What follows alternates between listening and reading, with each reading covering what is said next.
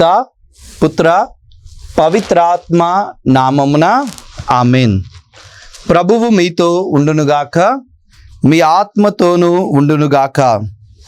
లూకా శుభవార్త 2వ అధ్యాయము 14వ వచనము. మహోన్నత స్థలములలో సర్వేశ్వరునికి మహిమ, భూలోకమున ఆయన అనుగ్రహమునకు పాత్రులగు వారికి శాంతి కలుగునుగాక అని దేవదూతలు పరలోకములో పాడసాగిరి. క్రీస్తు సువిశేషము. క్రీస్తువా మీకు స్తుతి కలుగునుగాక.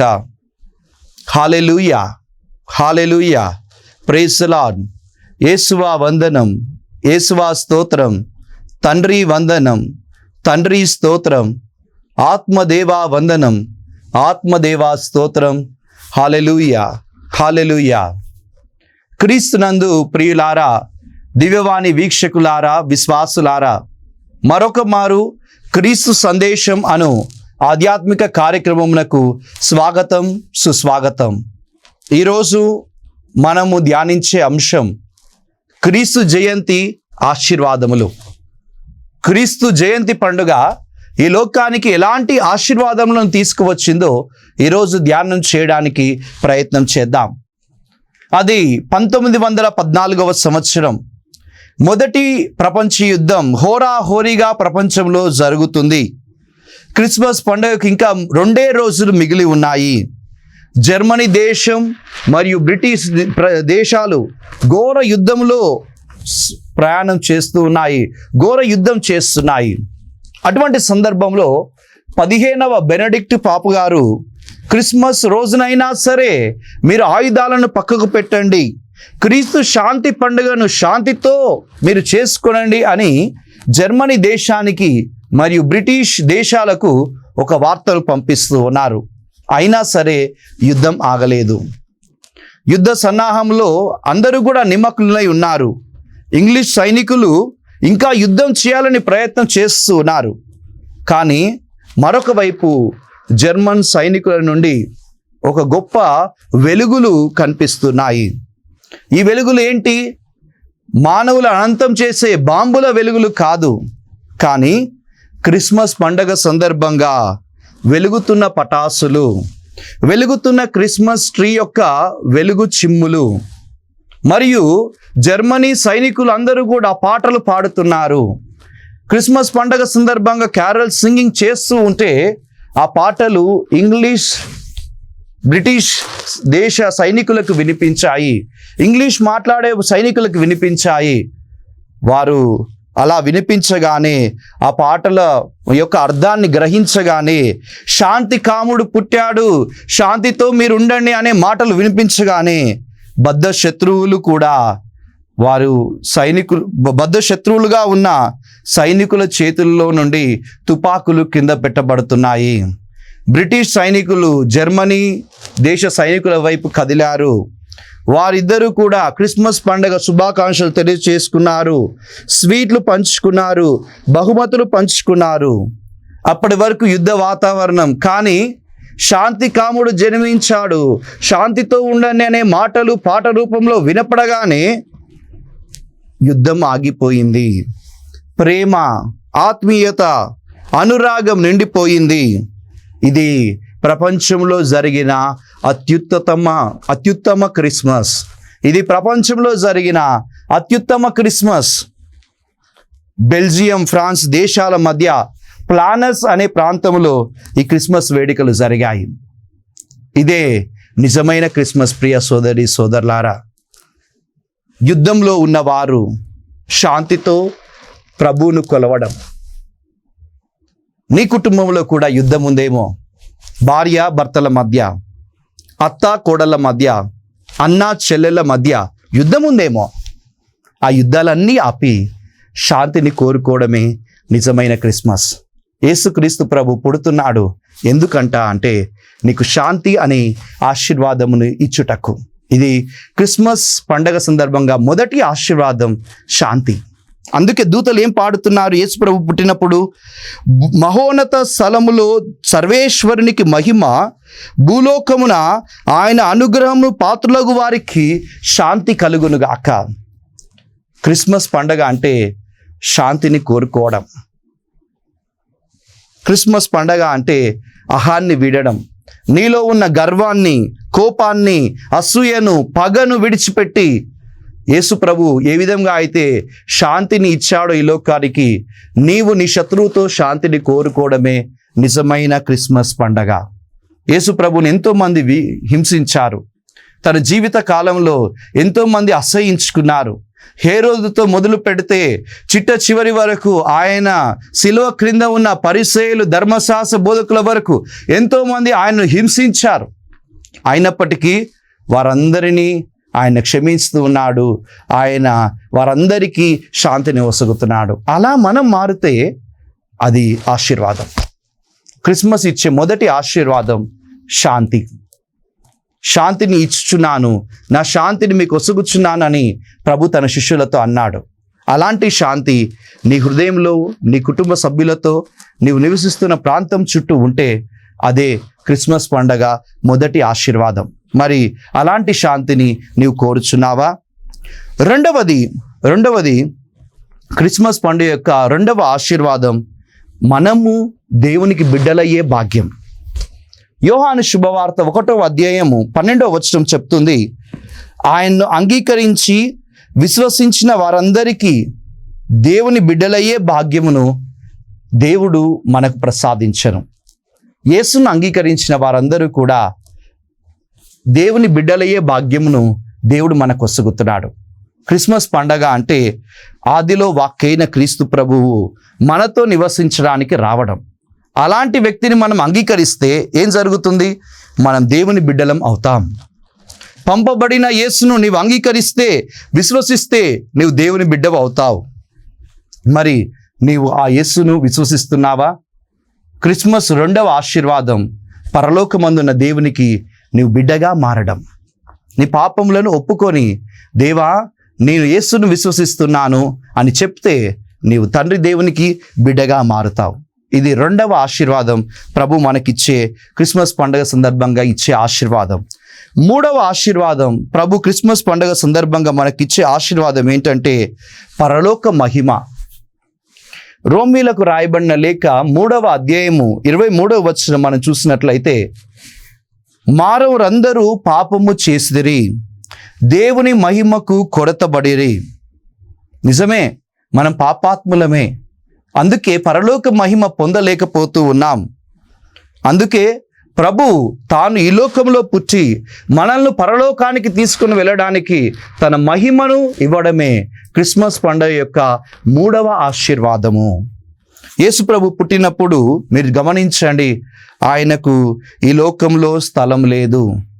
సర్వాధికారి అయిన ప్రభువుకు స్థలము లేదు. కానీ ఆయన ఏం చేస్తున్నాడో చూడండి, పరలోకంలో నీకు స్థలాన్ని ఇస్తున్నాడు. ఈ లోకంలో మనం ఎవ్వరం ఆయనకు స్థలాన్ని ఇవ్వలేదు పుట్టినప్పుడు. కానీ ఆయన ఏం చేస్తున్నాడు? తన పుట్టుక ద్వారా పరలోకంలో నీకు స్థలమును ఇస్తున్నాడు. ఆ పరలోక మహిమను ఇచ్చుటకే ప్రభు నీకు సంపుడుతున్నాడు. అందుకే యోహాను శుభవార్త 1వ అధ్యాయం 14వ వచనం చెప్తుంది, ఆయన మానవుడై మన మధ్య నివసించెను, కృపా సత్యములతో నిండిన ఆయన మహిమను మేము చూచితిమి. ఆయన మహిమను చూడబడాలంటే, పరలోక మహిమ పొందుకోవాలంటే క్రిస్మస్ ఇచ్చే ఆశీర్వాదం, ఈ మహిమ అనే ఆశీర్వాదమును మనం చూడాలి. నిర్గమకాండం 33వ అధ్యాయం 18వ వచనం మనం చూసినట్లయితే, మోషే దేవునితో ఏమంటున్నాడంటే, ప్రభువా నీ తేజస్సును మాకు చూపించుము, నీ మహిమను మాకు చూపించుము. కానీ మోషేతో ప్రభు ఏమన్నాడో తెలుసా? నీవు నా ముఖమును చూడజాలలేవు. ఆయన ముఖమును చూపించలేదు. మోషేకు చూపబడని మహిమ యేసుక్రీస్తు ద్వారా దేవుడు మనకు చూపిస్తున్నాడు. క్రిస్మస్ పండుగ సందర్భంగా యేసు ఈ లోకంలో పుట్టడం ద్వారా పరలోక మహిమ మనకు చూపబడుతుంది. ఆ మహిమ వైపు నువ్వు చూస్తున్నావా? ఇదే పరలోక మహిమ అనే ఆశీర్వాదం. మోషేకు కూడా దక్కని మహిమను ప్రతిరోజు దివ్య ప్రసాదంలో, ఇదిగో దేవుని గొర్రెపిల్ల, లోక పాపములను పరిహరించే దేవుని గొర్రెపిల్ల, ఈ ప్రభు విందుకు పిలువబడిన మనందరము ధన్యులమని దేవుని మహిమ మనకు చూపబడుతుంది. ఆ మహిమను మనం చూడగలుగుతున్నామా? మూడవ ఆశీర్వాదం, ప్రభు మనకు క్రిస్మస్ పండుగ ఇచ్చేది పరలోక మహిమ. పోగొట్టుకున్న, పాపం ద్వారా పోగొట్టుకున్న మహిమను యేసుక్రీస్తు ప్రభు తన జననం ద్వారా మనందరికీ చూపిస్తున్నారు. ఆ మహిమను మనం చూడాలి. గొల్లలు ఆ మహిమను చూశారు. ప్రభు మహిమను చూడడమే కాదు, ఆ మహిమతో ఉండి సంతోషముతో అందరికీ ప్రకటిస్తున్నారు. ఇది మనము క్రిస్మస్ పండుగ సందర్భంగా మనకు వచ్చే మూడవ ఆశీర్వాదం. మొదటి ఆశీర్వాదం శాంతి వస్తుంది. రెండవ ఆశీర్వాదం దేవుని బిడ్డలుగా అయ్యే భాగ్యం వస్తుంది. మూడవ ఆశీర్వాదం పరలోక మహిమను మనం పొందుకుంటున్నాం. నాలుగవ ఆశీర్వాదం క్రిస్మస్ పండుగ సందర్భంగా ఏంటంటే ఆనందము. యేసు రాకముందు యూదా ప్రజలందరూ కూడా వారి జీవితంలో ఆనందం లేని జీవితం. ఎందుకు? పరాయి పాలనలో ఉన్నారు. రోమన్ సామ్రాజ్య పాలన, ఆ పాలనలో కష్టాలు, సొంత నాయకులు కూడా సైతం వారిని హింసిస్తున్నారు, కష్టాలు పెడుతున్నారు. రాజ్యంపాన పెడుతున్నాడు హేరోదు రాజు, ఎన్నో రాజ్యంపాలు పెడుతూ ఉన్నాడు. ఇలా కష్టాల్లో ఉన్న వారికి, దుఃఖముతో ఉన్న వారికి ఆనందమునివ్వడానికి పరలోకంలో ఉన్న యేసయ్య ఈ లోకంలో పుడుతున్నాడు. అందుకే బాధల్లో ఉన్న వారిని ఓదార్చే ప్రభు పేరు ఆయనకు. ఆనందము ఆయన ఇస్తున్నాడు. నెహెమ్యా గ్రంథము 8వ అధ్యాయం 10వ వచనం చెప్తుంది, మీరు దుఃఖపడవలదు, భయపడవలదు. ప్రపంచ ప్రజలకు దేవుడిచ్చు ఆనందమే మీకు శక్తి. ఆ ఆనందం ఏమిటి? యేసుక్రీస్తు అనే ఆనందం. గొల్లలు చీకటిలో ఆనందం లేని జీవితాన్ని జీవిస్తున్నారు. అలాంటి జీవితంలో ఉన్న వారికి యేసుక్రీస్తు ఆనందం రాబడుతుంది. శుభవార్త ప్రకటించబడుతుంది. చీకట్లో ఉన్న వాళ్ళు, భయముతో ఉన్న వాళ్ళు ప్రభువును చూశారు, ఆయన మహిమను చూశారు. వాళ్ళు తమ జీవితంలో ఆనందమును పొందుకొని తిరిగి వెళ్తున్నారు. కీర్తనల గ్రంథం 43వ అధ్యాయం 4వ వచనం చెప్తుంది, నేను నీ బలిపీఠం వద్దకు వస్తాను, ప్రభువా నాకు పరమానందమును వసగువాడవు నీవే. నిజమే, ప్రతిరోజు యేసుక్రీస్తు మహిమ, ఆనందం బలిపీఠం దగ్గర మనకు అర్పించబడుతుంది. ఆనందం చూడడానికి మనం బలిపీఠం దగ్గరకు రావాలి. యేసుక్రీస్తు ఇచ్చే ఆనందంను స్వీకరించాలి. అప్పుడు దేవుడు పరమానందమును మన కుటుంబంలో ఇస్తాడు.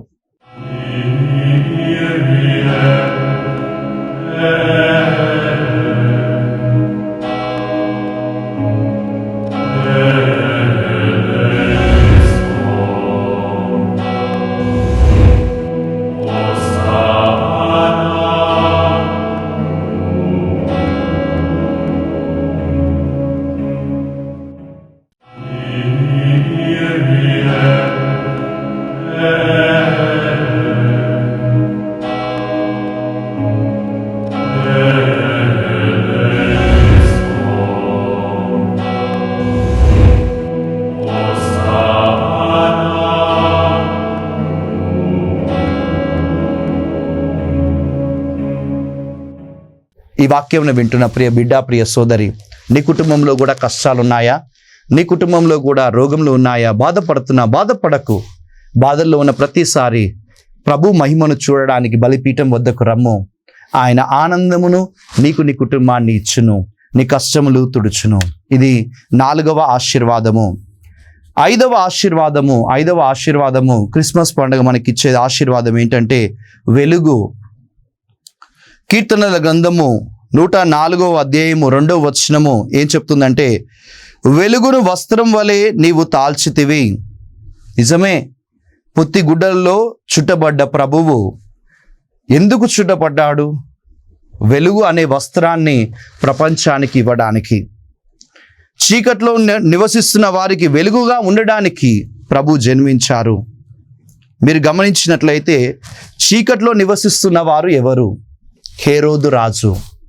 అంధకారంలో ఉన్నాడు, పాపంలో ఉన్నాడు, ఆయన ఇష్టమున్న జీవితంలో జీవిస్తూ చీకట్లో ఉన్నాడు. అలాంటి వ్యక్తికి యేసు ప్రభు పుట్టాడు అనే సమాచారం వినిపించబడింది. కానీ ఆయన యేసును చూడడానికి ఒక్కడు కూడా ముందు వేయలేదు. పైగా యేసును చంపడానికి ప్రయత్నాలు చేశాడు. ఇంకా చీకట్లోనే జీవించాడు. అందుకే ఆయన జీవితం చీకటితోనే అంతమవుతుంది.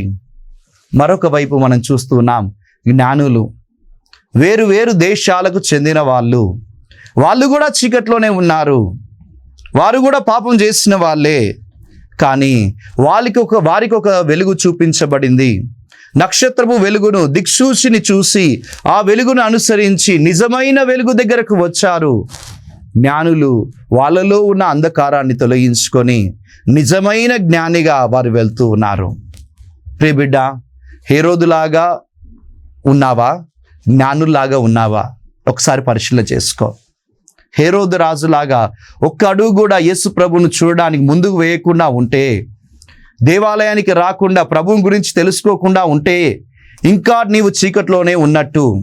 కానీ జ్ఞానుల్లాగా ఒక్క అడుగు ముందుకు వేయి, యేసు ప్రభు వైపు చూడుము. ఒక్క అడుగు వైపు ముందుకు వేసి ప్రభు యొక్క వెలుగుతో నింపమని ప్రభువుని అడుగుము. వెంటనే తన వెలుగుతో ప్రభు నిన్ను నింపుతాడు, ఆశీర్వదిస్తాడు. ఐదవ ఆశీర్వాదము వెలుగు. 6వ ఆశీర్వాదము ప్రభు మనకు ఈ క్రిస్మస్ పండుగ సందర్భంగా ఇస్తున్న ఆశీర్వాదం ఏంటంటే 6వది కృప. యోహాను శుభవార్త 1వ అధ్యాయం 17వ వచనం చెప్తుంది, మోషే ద్వారా ఒసగబడినవి ధర్మశాస్త్రము, కానీ యేసుక్రీస్తు ద్వారా దేవుడు మనకు ఒసగుచున్నది ఏంటంటే కృపా సత్యములు. దేవుని కృప మనకివ్వడానికి ప్రభు ఈ లోకంలో జన్మిస్తున్నాడు. ఎఫెసీ పత్రిక 2వ అధ్యాయం 4వ వచనం ఏం చెప్తుందంటే దేవుని కృప అపారము. కృప లేని వారికి కృపనిచ్చుటకు ప్రభు ఈ లోకంలో పుడుతూ ఉన్నాడు. తీతుకు రాసిన లేఖ 2వ అధ్యాయం 11వ వచనం చెప్తుంది, సర్వ మానవాళి రక్షణకై ప్రభు కృప ప్రత్యక్షమాయను. కృప ఎందుకంటే నిన్ను రక్షించడానికి. కృప ఎందుకంటే శాపంలో ఉన్న, లోకంలో జీవిస్తున్న, అంధకారంలో జీవిస్తున్న వారిని రక్షించే కృప యేసయ్య కృప. ఆ కృప పొందుకోవడానికి యేసు ప్రభు వైపు చూడుము. క్రిస్మస్ పండుగ సందర్భంగా ఆ కృప నీలోకి రావాలి అంటే ప్రభు వైపు చూడుము. ప్రభు ఆ కృపతో నిన్ను నింపుతాడు. ఇక చివరి ఆశీర్వాదం, 7వ ఆశీర్వాదం ప్రభు మనకు క్రిస్మస్ పండుగ సందర్భంగా ఇచ్చేది ఏంటంటే పరిపూర్ణ అనుగ్రహములు. యోహాను శుభవార్త 1వ అధ్యాయం 16వ వచనం చెప్తుంది, యేసు నుండి పరిపూర్ణ అనుగ్రహములను మనం పొంది ఉన్నాము. పరిపూర్ణ అనుగ్రహములు అంటే అన్ని అనుగ్రహాలు, అన్ని కృపావరాలు, అన్ని కావలసిన వరాలన్నీ కూడా యేసయ్యలో ఉన్నాయి. ప్రేమ లేని వారికి పరిపూర్ణ ప్రేమ యేసయ్యలో దొరుకుతుంది. దయ లేని వారికి పరిపూర్ణ దయ యేసయ్యలో దొరుకుతుంది. కోపం ఉన్న వారికి క్షమాపణ అనే వరం యేసయ్యలో దొరుకుతుంది. దయ లేని వారికి దయా అను వరం యేసయ్యలో దొరుకుతుంది. జ్ఞానం లేని వారికి జ్ఞానం అనే వరం యేసయ్యలో దొరుకుతుంది. అంధకారంలో ఉండే వారికి వెలుగు అనే వరం యేసయ్యలో దొరుకుతుంది. కరుణ లేని వారికి కరుణ అనే వరం యేసయ్యలో. అంటే అన్ని వరాలు కూడా క్రిస్మస్ పండుగ సందర్భంగా ప్రభు నీకు ఇవ్వాలని ఆశపడుతున్నాడు. పరిపూర్ణ వరాలు, పరిపూర్ణ అనుగ్రహం యేసు ద్వారా నీకు ఇవ్వాలని ఆశపడుతున్నాడు. మరి నీవు ఆయన వైపు చూస్తావా? పరిపూర్ణ అనుగ్రహాలను పొందుకుంటావా? ఈ 7 ఆశీర్వాదాలు ప్రభు మనకి ఇవ్వాలని ఆశపడుతున్నాడు. మొదటగా శాంతి ఇవ్వాలని ప్రభు ఆశపడుతున్నాడు. నీలో శాంతి లేకపోతే, కోపంతో ఉన్నట్లయితే, ఈ పండుగ సందర్భంగా కోపంతో జీవిస్తే నీవు వారిని క్షమించు. 2వ ఆశీర్వాదంగా దేవుని బిడ్డలయ్యే భాగ్యాన్ని ఇస్తున్నాడు. నీ పాపమును ఒప్పుకో, దేవునికి బిడ్డగా మారు.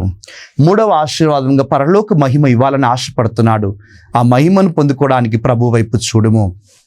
4వ ఆశీర్వాదంగా ఆనందం ఇవ్వాలని ఆశపడుతున్నాడు. నీ కష్టాలను ప్రభుకు సమర్పించు. 5వ ఆశీర్వాదంగా వెలుగునివ్వాలని ప్రభు ఆశపడుతున్నాడు. నీ చీకటి జీవితాన్ని ప్రభుకు అర్పించు. 6వదిగా కృపనివ్వాలని ఆశపడుతున్నాడు. మరి కృప పొందుకోవటం కోసం కృపామయుడైన యేసు ప్రభువు చూడుము. 7వ ఆశీర్వాదం పరిపూర్ణ అనుగ్రహాలు. ఆ పరిపూర్ణ అనుగ్రహాలు ప్రేమ, కరుణ, దయ, శాంతి, జ్ఞానం ఇవన్నీ కూడా యేసయ్యలో దొరుకుతాయి. ఈ 7 ఆశీర్వాదం పొందుకోవడమే నిజమైన క్రిస్మస్. కనుక ప్రార్థన చేసుకో. 7 ఆశీర్వాదాలు ప్రభువా మాకు కావాలి అని దేవుణ్ణి వేడుకో. ప్రార్థన చేసుకుందాం. కళ్ళు మూసుకొని చేతులు జోడించి ప్రభువుని వేడుకుందాం. మహిమగల దేవా, సర్వోన్నతుడా, సర్వశక్తిమంతుడా, నీ పరిశుద్ధ నామమునకు స్తోత్రాలు, వందనాలు తెలియజేస్తున్నాం. నిజమే ప్రభువా, ఆశీర్వాదం ఇవ్వడానికి నీవు ఈ లోకమునకు వచ్చి ఉన్నావు. గలతీయులకు రాయబడిన లేఖ 3వ అధ్యాయం 14వ వచనములో అబ్రహాముకిచ్చిన ఆశీర్వాదములన్నీ యేసుక్రీస్తు ద్వారా ప్రపంచానికి ఇవ్వాలని నీవు ఆశపడి నీ కుమారుణ్ణి మాకు పంపిస్తున్నావు. ఆశీర్వాదము, శాంతి అనే ఆశీర్వాదం. మా కుటుంబాలు శాంతి లేక కోపముతో, గర్వంతో జీవిస్తున్నాం తండ్రి. ఈరోజే ఆ కోపములన్నీ కూడా తొలగబడును గాక. శాంతి అనే వరం మా కుటుంబంలోనికి వచ్చును గాక. నీ బిడ్డలుగా అయ్యే వరం యేసుక్రీస్తు ద్వారా ఇస్తున్నావు తండ్రి. ప్రభా, మా పాపములు క్షమించి నీ బిడ్డగా మాకు మార్చుకోమని నీ బిడ్డగా మమ్ము మార్చుకోమని మేము వేడుచున్నాము తండ్రి. పరలోక మహిమను కోల్పోయామయ్యా. నీ పరలోక మహిమతో మమ్ము నింపుము తండ్రి. మా కుటుంబాలు కష్టములతో, బాధతో ప్రభువా జీవిస్తున్నాయి. కన్నీరు కార్చే కుటుంబాలుగా ఉన్నాయి. అలాంటి కుటుంబానికి ఆనందము అనే ఆశీర్వాదాన్ని ప్రభువా దయచేయమని వేడుకొంచున్నాం. కుటుంబాలు, జీవితాలు చీకటిలో ఉన్నాయి. చీకటిలో ఉన్న ప్రజలకు ప్రభువా నీ వెలుగు గొప్పగా మారునుగాక. యేసు వెలుగు ద్వారా ప్రతి కుటుంబంలో ఉన్న చీకటి, అంధకారం, సైతాను క్రియలు, సైతాను శక్తులు వీడిపోవునుగాక. యేసు నామములో అడుగుచుండగా ప్రతి అంధకారం వెలుగుగా మారునుగాక. ప్రభువా, నీ కృప అపారం అంటున్నావు కదా తండ్రి. కృప అనే ఆశీర్వాదమును మాకు దయచేయమని వేడుచున్నాం. ప్రభువా యేసయ్య, నీలో పరిపూర్ణ అనుగ్రహాలు ఉంటాయి కనుక ఆ అనుగ్రహాలన్నిటినీ క్రిస్మస్ పండుగ సందర్భంగా ఆశీర్వాద రూపంలో మా అందరికీ దయచేయమని వేడుచున్నాం. దివ్యవాన్ని వీక్షిస్తున్న వారందరికీ పరిపూర్ణ ఆశీర్వాదములు ఈ క్రిస్మస్ పండుగ సందర్భంగా యేసు నామములో వారి కుటుంబములకు వచ్చునుగాక. ప్రతి ఒక్కరిని దీవించి ఆశీర్వదించమని ఈ మనవులన్నిటినీ మా రక్షకుడు, మా నాథుడు యేసు అతి పరిశుద్ధ నామంలో అడిగి ప్రార్థిస్తున్నాము తండ్రి. ఆమేన్. ప్రభు మీతో ఉండునుగాక, మీ ఆత్మతోనూ ఉండునుగాక. సర్వశక్తిగల సర్వేశ్వరుడు పిత, పుత్ర, పవిత్ర ఆత్మ మేము దీవించి ఆశీర్వదించి కాచి కాపాడుదురుగాక. Amen. God bless you all.